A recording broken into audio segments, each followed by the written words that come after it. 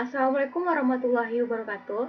Baiklah, kali ini saya, Hilya Fatona, dan rekan saya Justisia Mevela akan membahas tentang subpokok bahasan yang terdapat pada Permendikbud nomor 22, 23, dan 24 tahun 2016.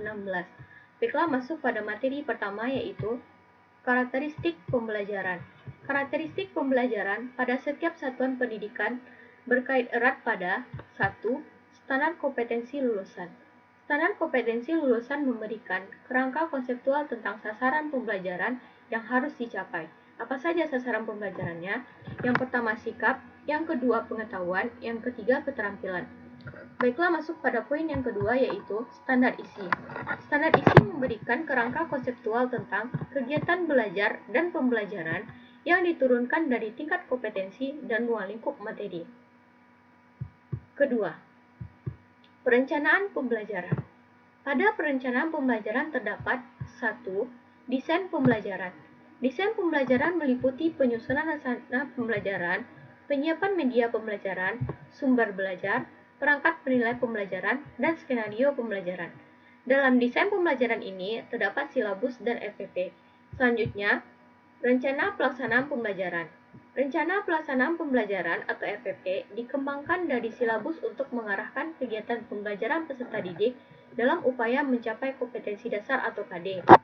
Setiap pendidik pada satuan pendidikan berkewajiban menyusun RPP secara lengkap dan sistematis agar pembelajaran berlangsung secara interaktif, inspiratif, menyenangkan, menantang, efisien, dan dapat memotivasi peserta didik untuk berpartisipasi aktif dalam pembelajaran. Selanjutnya, kita akan membahas silabus dan RPP. Nah, apa itu silabus? Silabus merupakan acuan penyusunan kerangka pembelajaran untuk setiap bahan kajian mata pelajaran. Apa-apa saja yang terdapat pada silabus? Yang pertama, identitas mata pelajaran. Nah, pada identitas mata pelajaran ini dapat kita isi yaitu seperti MA, SMK, MTS, atau MAN. Nah, selanjutnya identitas sekolah. Pada identitas sekolah meliputi nama satuan pendidikan dan kelas. Contohnya, IPA 1, kelas 10. Nah, selanjutnya, kompetensi inti. Kompetensi inti merupakan gambaran secara kategori mengenai kompetensi dalam aspek sikap, pengetahuan, dan keterampilan yang harus dipelajari peserta didik untuk suatu jenjang sekolah, kelas mata pelajaran. Yang keempat, kita akan membahas tentang kompetensi dasar atau KD. Nah, kompetensi dasar atau KD ini merupakan kemampuan spesifik yang mencakup sikap, pengetahuan, dan keterampilan yang terkait dengan muatan atau mata pelajaran. Selanjutnya tema. Tema ini kita khususkan kepada SD, MI, atau SDLB atau paket A. Nah, selanjutnya materi pokok. Apa itu materi pokok? Materi pokok itu memuat fakta, konsep, prinsip, dan prosedur yang relevan. Selanjutnya pembelajaran. Pembelajaran yaitu kegiatan yang dilakukan oleh pendidik dan peserta didik untuk mencapai kompetensi yang diharapkan. Yang kedelapan, penilaian. Penilaian merupakan proses pengumpulan dan pengolahan informasi untuk menentukan pencapaian hasil peserta didik. Selanjutnya, alokasi waktu. Nah, apa itu alokasi waktu? Alokasi waktu yaitu yang disesuaikan dengan jumlah jam pelajaran dalam struktur kurikulum untuk satu semester atau satu tahun. Selanjutnya, sumber belajar. Sumber belajar ini dapat berupa buku, media cetak, jurnal, atau sumber belajar lain yang relevan. Nah, selanjutnya kita akan membahas tentang RPP. Apa itu RPP? RPP yaitu rencana pelaksanaan pembelajaran yang bersifat tatap muka untuk satu pertemuan atau lebih. Apa saja yang terdapat dalam RPP? Nah, pada umumnya, yang terdapat pada RPP juga terdapat pada silabus. Yang membedakannya hanya saja tujuan pembelajaran. Pada tujuan pembelajaran dapat dirumuskan berdasarkan KD dengan menggunakan kata kerja operasional yang dapat diamati dan diukur yang mencakup sikap, pengetahuan, dan keterampilan. Yang membedakan lainnya adalah langkah-langkah pembelajarannya. Dalam RPP, langkah-langkah pembelajaran dilakukan melalui tahap pendahuluan, tahap inti, dan tahap penutup. Nah, selanjutnya kita akan membahas ketiga tahapan tersebut. yang disebut dengan pelaksanaan pembelajaran. Apa itu kegiatan pendahuluan? Pada kegiatan pendahuluan ini, guru harus menyiapkan peserta didik baik secara psikis maupun secara fisik untuk mengikuti proses pembelajaran. Lalu, guru memberikan motivasi kepada peserta didik secara konstekstual sesuai manfaat dan aplikasi dari materi yang akan diajarkan. Nah, setelah itu, guru mengajukan pertanyaan-pertanyaan yang berkaitan dengan materi yang akan dibahas. Selanjutnya, guru menjelaskan tujuan dari pembelajaran dan kompetensi dasar yang akan dicapai. Selanjutnya, kegiatan inti. Apa saja kegiatan inti? Kegiatan inti itu materi yang menggunakan model pembelajaran, metode pembelajaran, media pembelajaran, dan sumber belajar yang disesuaikan dengan karakteristik peserta didik dan mata pelajaran yang akan diajarkan. Contohnya fisika. Jadi, jika guru mengajarkan fisika, maka harus sesuai model pembelajarannya, media pembelajarannya, dan sumber belajarnya dengan materi fisika. Selanjutnya, kegiatan penutup. Nah, pada kegiatan penutup, guru bersama peserta didik, baik secara individual maupun kelompok, melakukan refleksi untuk mengevaluasi. Nah, contohnya itu seperti guru memberikan umpan balik seperti pertanyaan atau tugas sebagai pengayaan.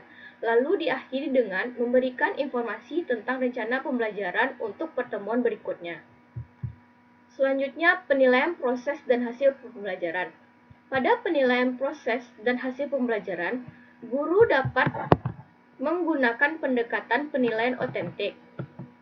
Nah, penilaian otentik ini menilai kesiapan peserta didik, proses, dan hasil belajar secara utuh. Kepaduan penilaian ini dapat menggambarkan tentang kapasitas, gaya, dan perolehan belajar pada peserta didik. Bagaimana kapasitas belajar peserta didik, gaya peserta didik dalam mengikuti pembelajaran, lalu perolehan hasil belajar pada peserta didik.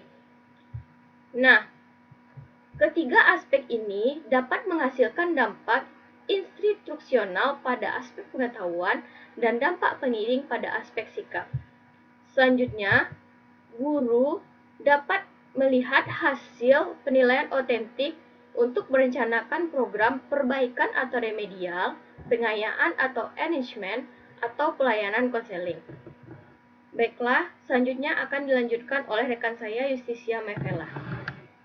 Baik, di sini saya akan melanjutkan penjelasan yang telah dipaparkan oleh saudari saya sebelumnya. Yang pertama, saya akan menjelaskan tentang pengawasan proses pembelajaran. Pengawasan proses pembelajaran dilakukan dengan beberapa cara. Yang pertama, pemantauan. Pemantauan proses pembelajaran dilakukan pada tahap perencanaan, pelaksanaan, dan penilaian hasil pembelajaran. Pemantauan dilakukan melalui antara lain diskusi kelompok terfokus, pengamatan, pencatatan, perekaman, wawancara, dan dokumentasi. Yang kedua yaitu supervisi. Supervisi proses pembelajaran dilakukan pada tahap perencanaan, pelaksanaan, dan penilaian hasil pembelajaran yang dilakukan melalui antara lain pemberian contoh pembelajaran di kelas, diskusi, konsultasi, dan pelatihan. Yang ketiga yaitu evaluasi. Evaluasi hasil proses pembelajaran dilakukan dalam bentuk laporan untuk kepentingan tindak lanjut pengembangan keprofesionalan pendidik secara berkelanjutan. Yang keempat, tindak lanjut secara berkala. Tindak lanjut hasil pengawasan dilakukan dalam bentuk yang pertama, penguatan dan penghargaan kepada guru yang menunjukkan kinerja yang memenuhi atau melampaui standar, dan pemberian kesempatan kepada guru untuk mengikuti program pengembangan keprofesionalan berkelanjutan. Yang kedua, saya akan menjelaskan tentang mengkaji kompetensi inti dan kompetensi dasar. Kompetensi inti pada kurikulum 2013 merupakan tingkat kemampuan untuk mencapai standar kompetensi lulusan yang harus dimiliki oleh peserta didik pada setiap tingkat kelas. Kompetensi inti sebagaimana dimaksud pada ayat 1 terdiri yang pertama yaitu tentang kompetensi inti sikap spiritual, kompetensi inti sikap sosial, kompetensi inti pengetahuan, dan kompetensi inti keterampilan. Selanjutnya, kompetensi dasar. Kompetensi dasar pada kurikulum 2013 berisi kemampuan dan materi pembelajaran untuk suatu mata pelajaran pada masing-masing satuan pendidikan yang mengacu pada kompetensi inti. Selanjutnya, tentang mengidentifikasi materi pembelajaran. Yang pertama di sini mengidentifikasi tentang relevansi materi pokok dengan SK dan KD. Yang kedua, tingkat perkembangan. Yang ketiga, manfaat bagi peserta didik. kedalaman dan keluasan materi, serta alokasi waktu. Hanya sekian yang dapat saya jelaskan. Assalamualaikum warahmatullahi wabarakatuh. Sekian pembahasan dari kami pada hari ini. Dikembalikan kepada moderator. Terima kasih.